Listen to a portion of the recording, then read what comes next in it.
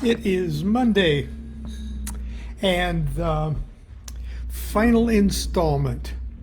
I know many of you are probably relieved. The final installment of Across the Gulf. Uh, you know,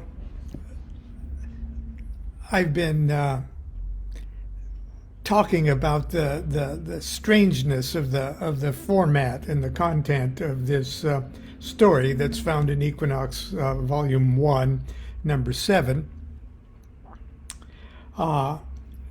and am comparing it somewhat, in many ways, to the technique used by, say, Chaucer in Canterbury Tales, or Rabelais in Tales of Gargantua and Pantagruel.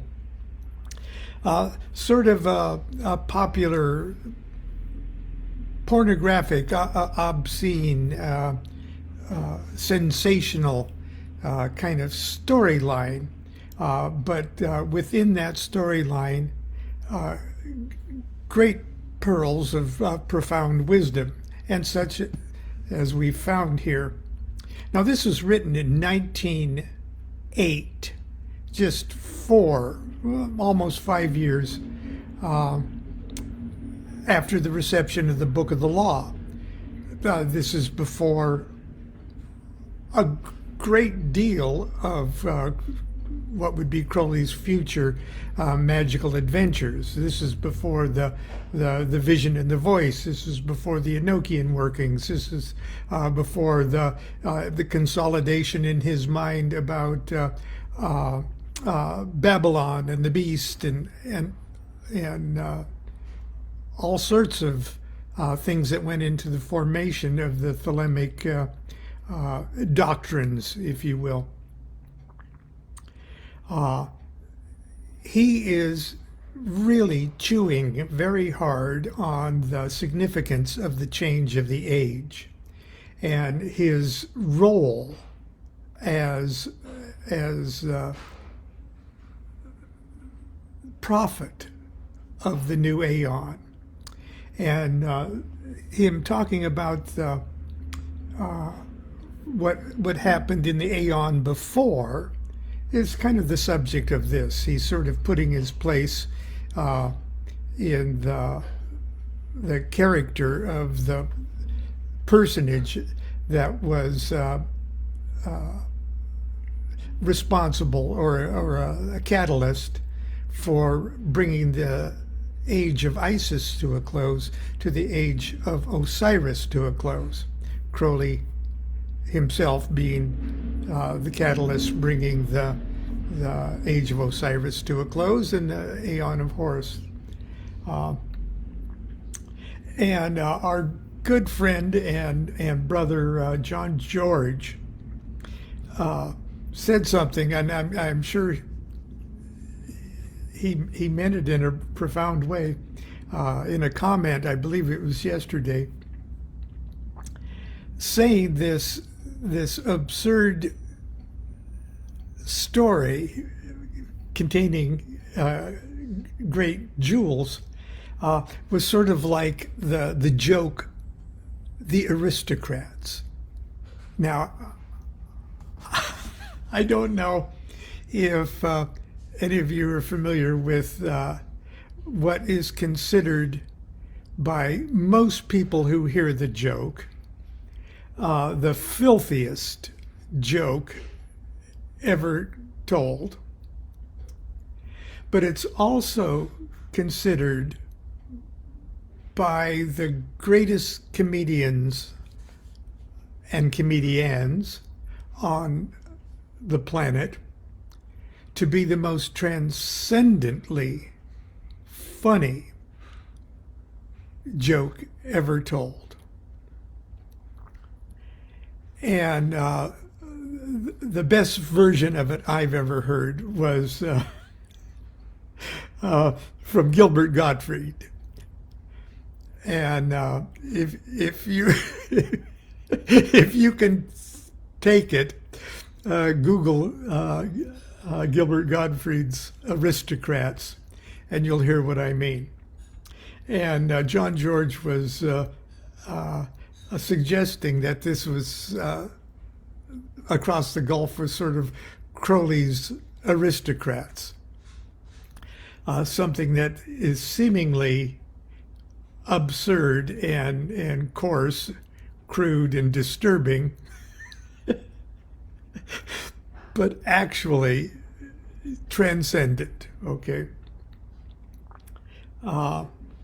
So anyway, that's how I'm going to begin the ending of Across the Gulf. Now, in it, we're going to hear, this is probably the most straightforward and serious of the of all the chapters. And it's almost like the joke, the aristocrats itself. We've come this far. We've endured this far to sort of get it wrapped up like this. And in it, we're going to hear sort of the echo of the rite of Saul that Crowley would later, a few years later, about 10 years later actually, when he wrote the rites of Aloysius. And in the rite of the sun itself, Scorpio Apophis is one of the characters, and she comes to the temple of the sun and wants to worship the sun. And in this case, the sun is kind of Osiris, okay? And the guards at the temple ask her what she comes to sacrifice, what she brings for the sacrifice. And they ask her, "Whence comest thou?" And she says, "From the house of God." "What bringest thou as an offering to our Lord?" "The house of God is fallen. There is nothing left therein. Therefore I bring nothing but myself." And the guard says, "Well then, let us burn her on the altar of burnt offering." And she says, "But in the fire my tears would be dried up, and these tears are mine offering to the Lord." So the other officer says, oh, let us throw her to the sacred crocodile. Okay, the water. But in the water my heart would be chilled, and this heart is of mine offering to the Lord." Then the guard says, "Well, let us throw her to the winds from the watchtowers of silence." But in the wind my hymns would not be heard. Let these hymns are of mine offering to the Lord. One element left, earth. "Let us bury her in the consecrated mountain." And she says, "But in the earth the worms would devour my flesh, and this flesh is of mine offering to the Lord. O Lord, let thy servants return to their thrones, that I may worship thee as I will." Okay. Why am I quoting that? We'll see in just a moment.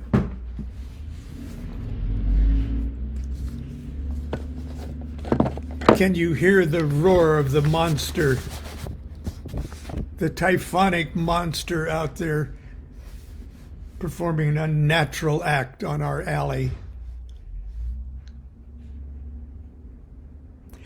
Chapter 9. Now this was the manner of my working, that I inspired the high priestess to an oracle, so that she prophesied, saying that Osiris should never be content with his servants unless they had passed through the 4 ordeals of the elements. Now of old these rituals had been reserved for a special grade of initiation. The chapter was therefore, the the local lodge there, in other words, was not a little alarmed until they remembered how shamefully all the true magic was imitated, so that the rumor went that this was but a device of the high priestess to increase the reputation of the temple for sanctity. And their folly confirming them in this, they agreed cheerfully and boasted themselves. Now then did I swathe them one by one in the grave clothes of Osiris, binding upon the breast an image truly consecrated of the god, with a talisman against the 4 elements. Then I set them one by one upon a narrow and lofty tower, balanced so that the least breath of wind could blow them off into destruction. Those whom the air spared, next I threw into the Nile, where most of it foams and races. Only a few the water gave back again. These, however, did I bury for 3 days in the earth without sepulchre or coffin, so that the element of earth might combat them. And the rare ones whom earth spared, I cast upon a fire of charcoal. Now, who is prepared for these ordeals, being firstly attuned to the elements, find them easy. He remains still through the tempest rage upon the tower. In the water he floats, easily and lightly. Buried, he but throws himself into trance. And lastly, his wrappings protect him against the fire, though all Thebai went to feed the blaze. But it was not so with this bastard priesthood of Osiris, for of the 300, only 9 were found worthy. The high priestess, however, I brought through by my magic, for she had amused me mightily, and I took great pleasure in her love that was wilder than the rage of all the elements in one.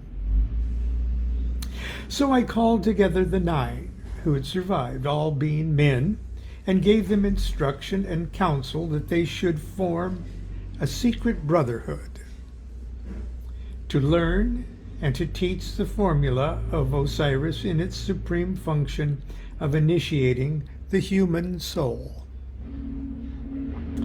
so that they should keep discipline in temple only for the sake of the people, permitting every corruption, yet withdrawing themselves from it. Is not the body perishable and the skin most pure? So also the ancient practice of embalming should fall into desuetude, so that soon the world was passed under the rule of Osiris, who loved the charnel and the tomb. Let's get that funeral industry going. That's big stuff in the age of Osiris. All being sworn duly into this secret brotherhood, I appointed them one to preside over each grade, and him of the lowest grade to select the candidates and govern the temple. Then did I perform the invoking ceremony of Osiris, having destroyed the blasphemous machinery. And now, at last, did the god answer me, glittering with infinite brilliance. I then disclosed myself to the priests, and they rejoiced exceedingly that after all those years the old lie was abolished, and the master come back to his own.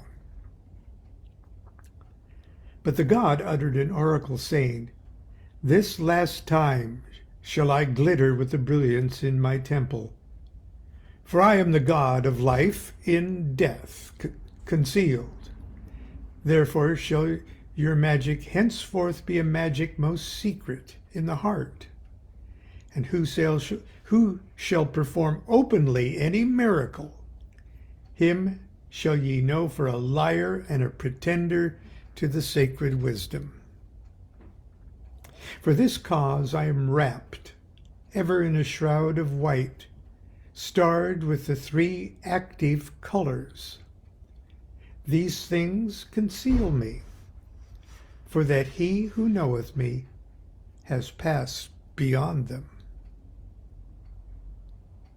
Then did the God call us each separately to him, and in each ear did he whisper a secret formula, a word of power pertaining to the grade to which I had appointed him. But to me he gave the supreme formula and the supreme word, and that word hath 78 letters, and the formula that hath 65 limbs.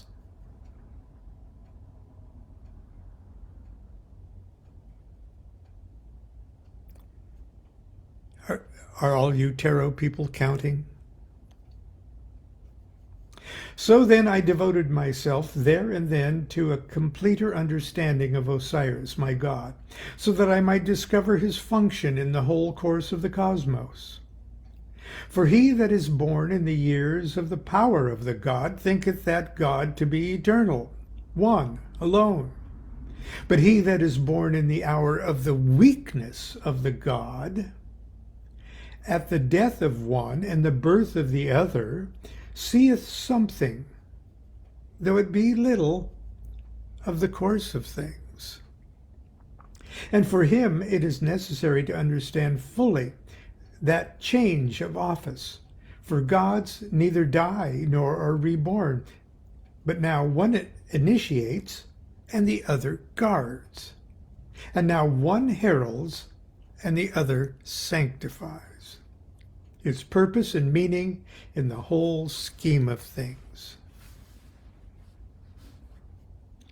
So I, now he's talking in the present tense, so I in this year 5 of the equinox of the gods, 1908, he actually says 1908, wherein Horus took the place of Osiris, will by the light of this my magical memory seek to understand the formula of Horus, Rahur Kuit, my God, that ruleth the world under Nuit and Hadid.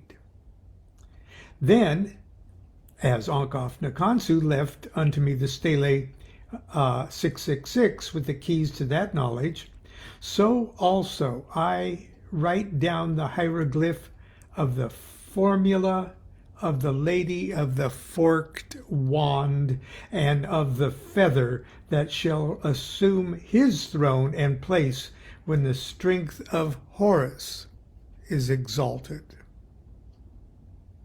Mot.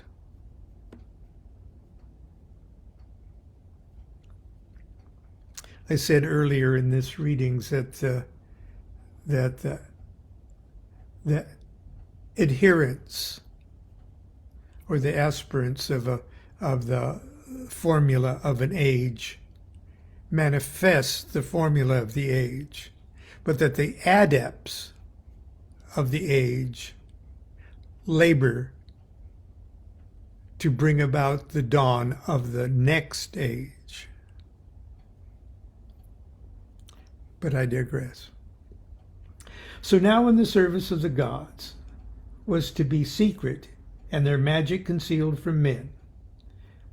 So were to fall before the eyes of men from their place, and little sewer rats were to come and mock them, no man avenging them, and they utterly careless, not striking for themselves. Yet was there knowledge of them, which an initiate might gain, though so much more difficult, immeasurably higher and more intimate. My life from this moment became highly concentrated upon itself. I had no time either for aesthetic practices or for any pleasures, nor would I take any active part in the service of the temple, which, purified and regenerated, had become both subtly perfect and perfectly subtle. It was not all of the people who did at all comprehend the change that had occurred. But the others obeyed and made believe to understand, lest their fellows should despise them. So it happened that the more ignorant and stupid any person was, the more he feigned understanding, so that the least devout appeared the most devout, as it is until this day. But for me, all these things were as nothing, for I studied ever the nature of Osiris, concentrating myself into mysterious, pure symbols.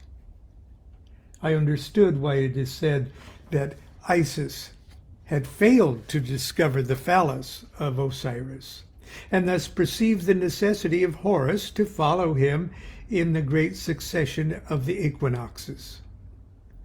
Moreover, I fashioned talismans of pure light concerning Osiris, and I performed in light all the ceremonies of initiation into his mysteries.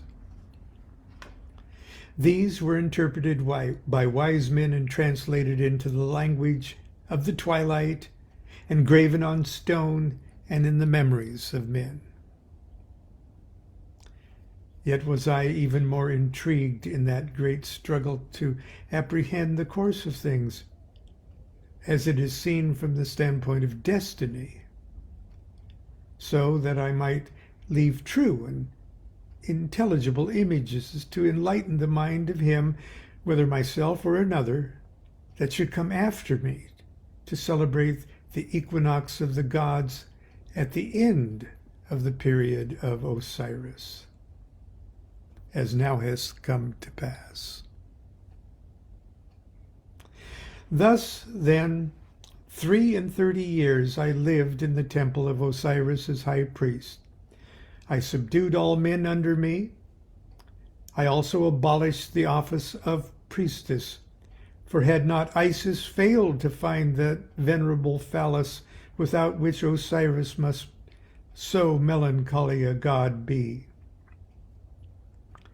Therefore was Chemi to fall, and the world to be dark and sorrowful for many years. Therefore I made mine high priestess into a serving maid. With the veiled face she served me all those many years, never speaking. Yet, they being accomplished, I thought fit to reward her, so magically I renewed about her the body of a young girl, and for a year she served me, unveiled and speaking at her pleasure. And her time being come, she died.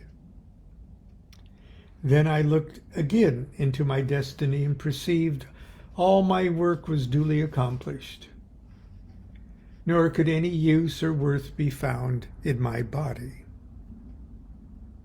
So therefore I determined to accept my great reward that was granted unto me as the faithful minister of the god Fiat, F-I-A-T, that is behind all manifestation of will and of all intelligence, of whom Isis and Osiris and Horus are but the ministers. Of this and of my death I will speak on another occasion. But first I will disclose of the inhabitants of the kingdom that encircleth the world, so that they who fear may be comforted. Now, it sounds like he's setting us up for another chapter. And he's hinting that chapter is going to be talking about Atlantis, the kingdom that encircleth the world. And indeed, he wrote another curious tale that's not found in here about Atlantis, the lost continent of Atlantis. And no, I'm not going to read that. But I'm sure you can look it up. There is a 10th chapter that is one sentence long. Chapter 10. But of these matters I am warned that I shall not now become aware, for that there be great mysteries therein contained, pertaining to a degree of initiation of which I am yet unworthy. And those of us that are at least somewhat familiar with Crowley's biography and what magical initiatory adventures await him in the years following 1908, will realize that he does have initiatory ordeals and steps to take. Anyway, that's it. That's the end of the aristocrats. That's the end of Across the Gulf. And starting tomorrow, we'll pick up with something else. I read yesterday that someone has a link to every one of these episodes of Gods and Kings or something like that. But if you want to hear the whole thing straight through, God have mercy on you. And until tomorrow, continue to be good to yourself, be good to each other. Do what thou wilt shall be the whole of the law. Love is the law, love under will.